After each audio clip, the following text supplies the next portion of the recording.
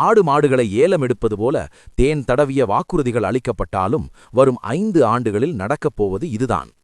கடந்த சில வருடங்களாக யோகத்தை அனுபவித்தவர்கள் தொடர்ந்து சரிவை சந்திப்பார்கள். ஆன்மீகம் மேலோங்கி நிற்கும். கஞ்சா, போதைப் பேய்கள் வேரோடு அழிக்கப்படும்.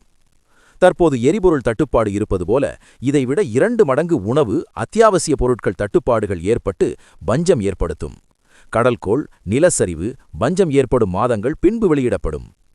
பொறுக்கிகள், ரவுடிகள் ஒடுக்கப்படுவார்கள், தண்டிக்கப்படுவார்கள், குற்றங்கள் குறையும்.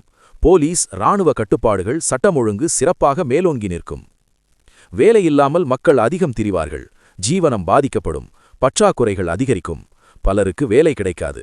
பலர் இருக்கும் வேலை விட்டு பதவி விலகுவார்கள். இந்தியா உட்பட தலைமை பதவியில் இருக்கும் வலிமையான வெற்றிக் கொடியை நாட்டிய முக்கிய உலகியல் தலைவர்கள் மாற்றப்படுவார்கள். தலைமை பொறுப்பிலிருந்து ஓய்வு பெறுவார்கள். திருமாலுக்கு சங்கு சக்கரம் போல முருகனுக்கு ஒன்று உண்டு. உலகத்தில் மிகவும் விலை உயர்ந்த பொருள் இதுதான்.